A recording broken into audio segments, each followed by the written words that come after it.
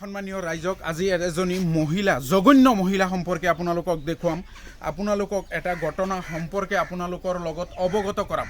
কাৰণ বৰ্তমান সমাজত মহিলাসকলক সন্মানৰ চকুৰে চোৱা হয় সন্মানৰ স্থান দিয়া হয় কিন্তু তাৰ ভিতৰৰ পৰা এনেকুৱা কিছুমান মহিলা আছে যিসকলৰ দ্বাৰা মহিলা সমাজখনক কলংকিত কৰাৰ নিচিনা কিছুমান মহিলা ওলাই পৰে সমাজত তেনেকুৱা এজনী মহিলা সম্পৰ্কে আজি তেখেতৰ পত্নীয়ে তেখেতৰ হাজবেণ্ডে দিয়া অভিযোগৰ ভিত্তিত আজি মই আপোনালোকক ভিডিঅ'টো আপোনালোকৰ ওপৰত আগত উপস্থাপন কৰিবলৈ গৈ আছোঁ কেনেকুৱা জঘন্য হ'ব পাৰিলে এজনী মহিলাই তেওঁৰ ফেমিলিৰ লগত এনেকুৱা কাণ্ড সংঘটিত কৰিব পাৰে সেই কাণ্ডটো কি কৰিছে কেনেকুৱা জঘন্য বুলি মই কৈছোঁ কিয় কৈছোঁ জঘন্য বুলি আপোনালোকৰ সবিস্তাৰে মই জনাম মই আছোঁ বৰ্তমান আমাৰ হোজাই জিলাৰ বৰপুখুৰী জিপিৰ বৰপুখুৰীত আছোঁ মই বৰপুখুৰীত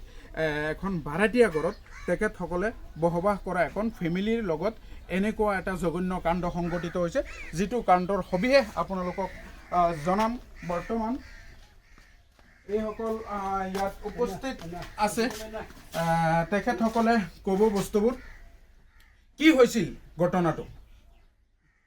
ক্লিয়াৰ আইতেছে নি দেখালতো